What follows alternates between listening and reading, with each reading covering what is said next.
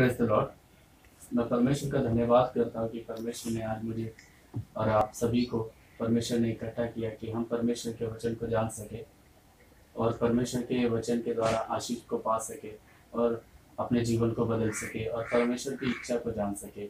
आज मैं जिस विषय पर बात करना चाहता हूँ वो है परमेश्वर का प्रेम। परमेश्वर ने हमसे कैसा प्रेम किया, परमेश्वर ने अपने प्रेम के लिए हमारे जीवन में क्या किया और परमेश्वर ने हमें कैसे अपने प्रेम के ज़रिए बदला और कैसे अपने प्रेम के ज़रिए परमेश्वर ने अपने सच्चाई को हम पर प्रकट किया। उन सब बातों को हम बच जानेंगे। उन वचनों में जाने से पहले हम पहला प्रार्थना करेंगे। आइए आप सभी जन मेरे साथ प्रार्थना कीजिए। परमेश्वर जी पिता, हम आपका धन्यवाद करते हैं कि लॉर्ड आज का दिन आपने हमें दिया कि परमेश्वर जी पिता हम आपकी उपस्थिति में आ सके लॉर्ड और आपके वचन को जाने और लॉर्ड पिता परमेश्वर जी आपके वचनों से सीखे। परम पिता परमेश्वर जी आपसे प्रार्थना विनती करते हमारे हृदय को खोलिए कि लॉर्ड पिता परमेश्वर जी हम आपके वचनों को सीखे और आपके वचनों से जाने कि परमेश्वर जी आपकी इच्छा हमारे प्रति क्या है। लॉर्ड पिता परमेश्वर जी प्रभु आप ये प्रार्थना सुनेंगे, इसलिए आपका धन्यवाद करते हैं। हर बातों के लिए आपका धन्यवाद करते हुए प्रार्थना प्रभु यीशु मसीह जी के नाम से करते हैं परम पिता, आमीन। परमेश्वर का धन्यवाद करते हैं। आइए हम वचन में जाएंगे। यिर्मयाह उसका वचन 5, यिर्मयाह चैप्टर 1 वर्स 5, उसमें हम पढ़ते हैं कि लिखा हुआ है, गर्भ में रचने से पहले मैंने तुझ पर चित्त लगाया और उत्पन्न होने से पहले ही मैंने तेरा अभिषेक किया। मैंने तुझे जातियों का भविष्यवक्ता ठहराया। वहाँ पर इस प्रकार लिखा हुआ है कि परमेश्वर ने हमें गर्भ में रचने से पहले हम पर चित्त लगाया। संसार में हमें बहुत सारे लोग प्रेम करते हैं, परंतु परमेश्वर ने हमें गर्भ में रचने से पहले ही हम पर चित्त लगाया। हम जब गर्भ में थे तो संसार हमें नहीं जानता था कि हम कौन होंगे, हम कैसे होंगे, हमारा स्वभाव क्या होगा और हम क्या होंगे, लेकिन परमेश्वर सब कुछ जानते थे। इससे पहले कि आप बनाए गए थे, परमेश्वर ने अपने ध्यान को आपकी ओर लगाया और परमेश्वर ने आपसे प्रेम किया। वचन कहता है कि गर्भ में ही परमेश्वर ने आपसे प्रेम किया, यानी कि परमेश्वर आप आने वाले समय में क्या होने वाले हो, आपका स्वभाव क्या होगा, वो सब परमेश्वर ने नहीं देखा और परमेश्वर ने आप पर चित्त लगाया। हम देखेंगे आगे लिखा हुआ है कि उत्पन्न होने से पहले ही मैंने तेरा अभिषेक किया। परमेश्वर ने हमारा अभिषेक किया ताकि हम परमेश्वर के कार्य के लिए आगे बढ़े और परमेश्वर के नाम की महिमा करें। हम और भी वचनों को देखते हैं। यशायाह उसका 49, यशायाह 49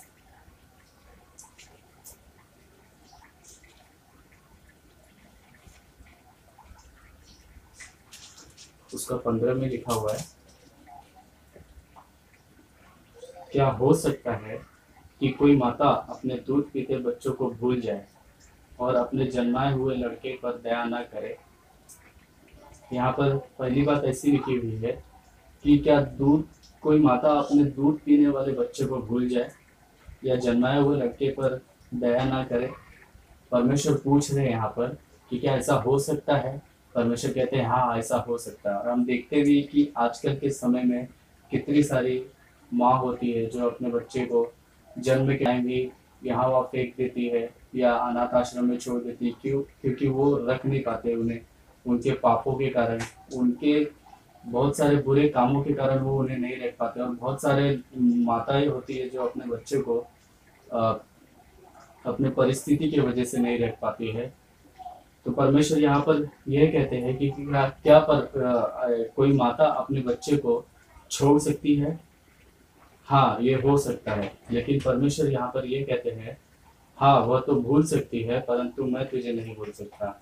इसका अर्थ यह है कि परमेश्वर ने आपको सर्वदा के लिए, हमेशा के लिए प्रेम किया है और परमेश्वर ने आपको चुन के लिया है कि आप परमेश्वर के कार्य के लिए बढ़े। परमेश्वर यहाँ पर कहना ये चाहते हैं कि आप कैसे भी हो, कोई भी हो, परमेश्वर आपसे प्रेम करते हैं। हम और भी वचनों को देखेंगे। उत्पत्ति उसका 3,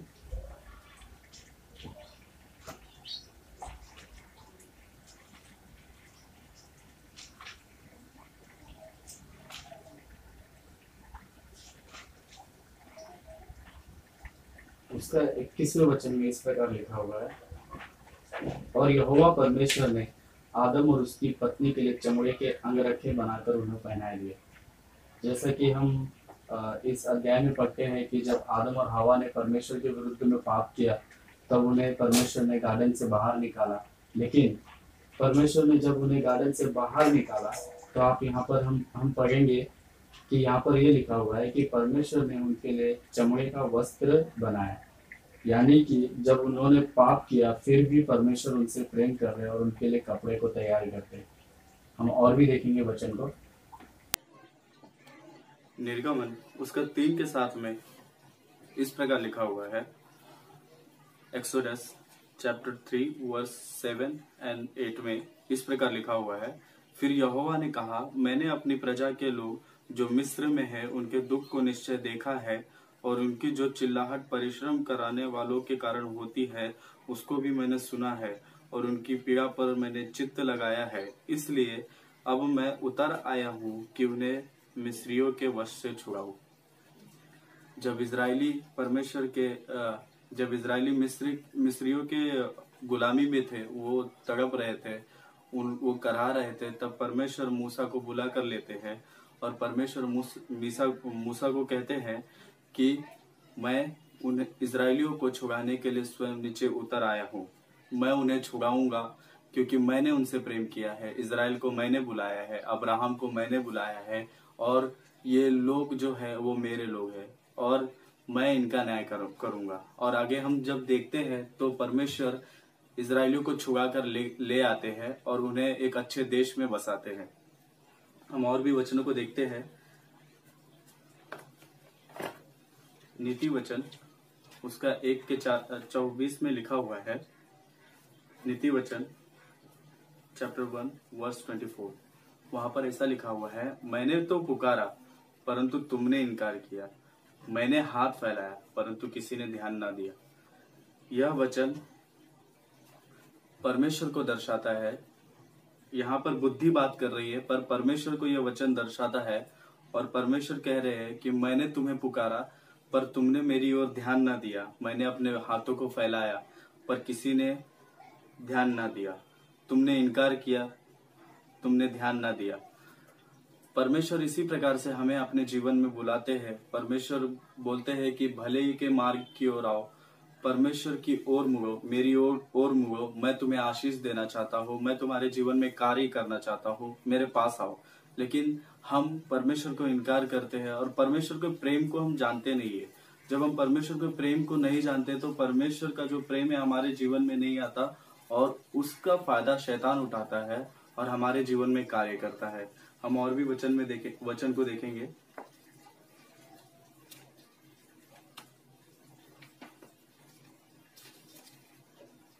यशायाह 43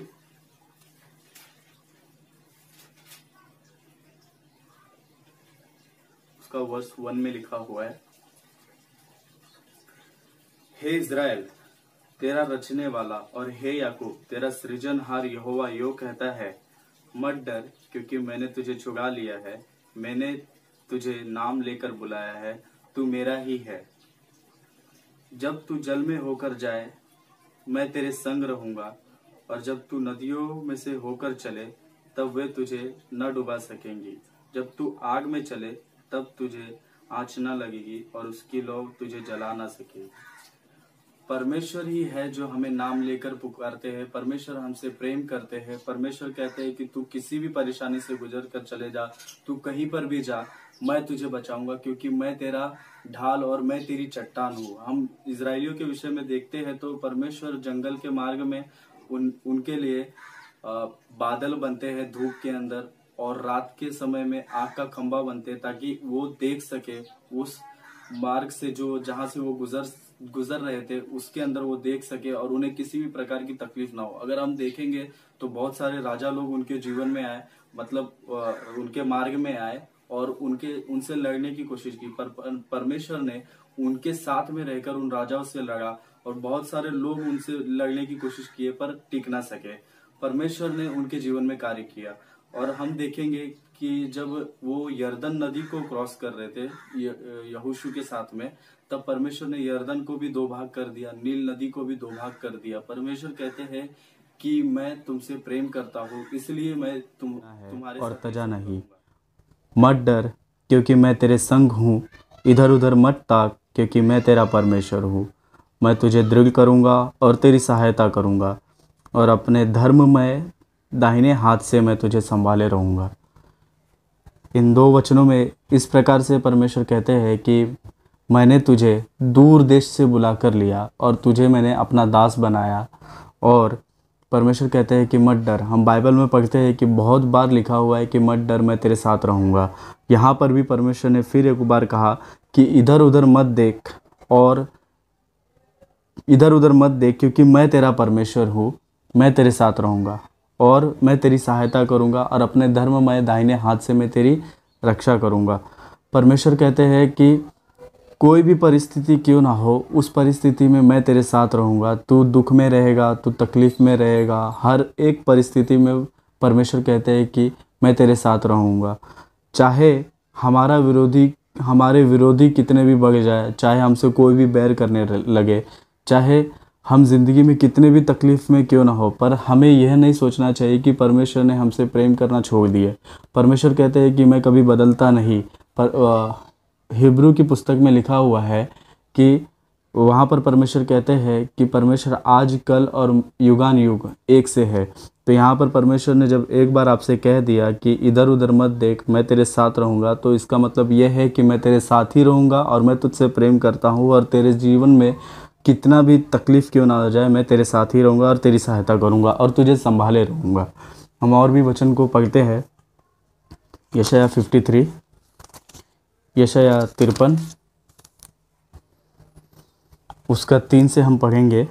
वहाँ पर इस प्रकार लिखा हुआ है, वह तुच्छ जाना जाता और मनुष्य का त्यागा हुआ था। वह दुखी पुरुष था, रोग से उसकी जान पहचान थी, और लोग उससे मुख फेर लेते। वह तुच्छ जाना गया और हमने उसका मूल्य न जाना। यहाँ पर हम देखते हैं तो यहाँ पर भविष्यवाणी हो रही है। भविष्यवाणी यीशु मसीह की हो रही है कि यीशु मसीह आने वाले समय में हमारे लिए क्या करने वाले थे। परमेश्वर ने, यीशु मसीह ने हमसे प्रेम किया, और यहाँ पर उनके आने से पहले भविष्यवाणी हो रही है। यशायाह कह रहा है कि वो तुच्छ जाने जा रहे थे और रोग से उनकी जान पहचान थी, और आगे लिखा हुआ है कि लोग उससे मुख फेर लेते थे। वह तुच्छ जाना गया और हमने उसका मूल्य ना जाना। यहाँ पर हम पढ़ेंगे और हम जानते हैं कि परमेश्वर ने हमें हमारे अपराधों के लिए, हमारे पापों के लिए ये सब कार्य किया, और उसकी तरफ कोई देखता नहीं था। जब वो क्रूस पर चढ़ाए गए थे तो वो एक प्रकार का शर्मनाक घटना हुआ उनके लिए। फिर भी उन्होंने वो सब हमारे लिए सह लिया ताकि हम अपने पाप से छूट सके। यहाँ पर लिखा हुआ है कि वह तुच्छ जाना गया और हमने उसका मूल्य न जाना।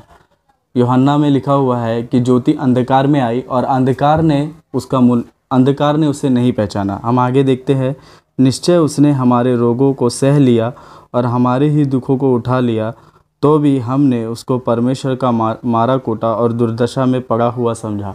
हम देखते हैं कि इजराइलियों ने, जब वो यीशु मसीह क्रूस पर चढ़ाए गए थे, तो इजराइलियों को लगा कि परमेश्वर ने यीशु मसीह को छोड़ दिया, और यीशु मसीह को ऐसा सोचते थे कि परमेश्वर के द्वारा यीशु मसीह मारे कूटे गए। परंतु वह हमारे ही अपराधों के कारण घायल किया गया, वह हमारे अधर्म के कामों के कारण कुचला गया। हमारी ही शांति के लिए उस पर ताड़ना पड़ी कि उसके कोड़े खाने से हम चंगे हो जाए। परमेश्वर ने हमारे लिए कोड़े खाए और हमारे ही वजह से परमेश्वर का, यीशु मसीह का ताड़ना हुआ, और हमारे ही पापों के लिए उन्होंने ये सब दुख को सहा। हम तो सब के सब भेड़ के समान भटक गए थे, हम में से हर एक ने अपना अपना मार्ग लिया, और यहोवा ने हम सबों के अधर्म का बोझ उसी पर लाद दिया। हम सब, जब तक यीशु मसीह संसार में नहीं आए थे, उन्होंने प्रचार नहीं किया था, उन्होंने सेवकाई को नहीं किया था। अगर यीशु मसीह संसार में नहीं आते तो हम सब भटकी हुई भेड़ के समान थे। हर एक व्यक्ति अपने मर्जी के अनुसार चलता था, जिसको जैसा भाता था वो वैसा करता था। जैसा कि रोमियो की पुस्तक में हम पढ़ते हैं, रोमियो 3 उसका 23 में ऐसा लिखा हुआ है कि हर एक ने पाप किया और हर एक परमेश्वर के विरुद्ध में गए। परमेश्वर ने उसी पाप को मिटाने के लिए इस संसार में आए और हम पढ़ सकते हैं कि इन सारे वचनों में उन्होंने कितना हमारे लिए दुख उठाए। हम आगे और भी पढ़ेंगे। यूहन्ना 3:16 में लिखा हुआ है कि परमेश्वर ने जगत से ऐसा प्रेम किया कि उसने अपना इकलौता पुत्र दे दिया ताकि जो कोई उस पर विश्वास करे वह नाश ना हो परंतु अनंत जीवन पाए। परमेश्वर ने हमसे प्रेम किया, इसलिए उन्होंने अपने इकलौते पुत्र को दे दिया। इकलौते पुत्र का मूल्य क्या होता है, ये परमेश्वर ने हमें उत्पत्ति के अंदर समझाया है। हम उत्पत्ति में जब पढ़ते हैं, जब अब्राहम को इसहाक पैदा हुआ था, तब परमेश्वर ने इसहाक की परीक्षा ली और परमेश्वर ने कहा कि अपने बेटे को ले और मोरिया पर्वत पर ले जाकर उसका बलिदान कर। जब अब्राहम इसहाक को मोरिया पर्वत पर ले गया तब वहाँ पर वह इसहाक को अब्राहम बलि करने जा रहा था। तब परमेश्वर ने उसे रोक दिया। परमेश्वर ने देखा कि अब्राहम मेरे लिए अपने बेटे का भी मूल्य नहीं जानता, तो वैसे ही परमेश्वर ने वहाँ पर अब्राहम को यह दर्शाया कि मैं भी एक समय में अपने पुत्र का, तुम्हारे मनुष्य के पापों के लिए मैं अपने पुत्र को इस संसार में भेजूंगा और उनका उद्धार करूंगा। वहाँ पर परमेश्वर ने इन बातों से ये दर्शाया। और अगर हम देखेंगे तो नए नियम में यीशु मसीह हमारे पापों के लिए आकर जान देते हैं और उन्होंने क्रूस पर चढ़कर हमारे पापों के लिए जान देकर अपने प्रेम को साबित किया। हम देखते हैं यूहन्ना उसका 10:11 में लिखा हुआ है अच्छा और सच्चा चरवाहा मैं हूँ जो अपनी भेड़ों के लिए प्राण देता है।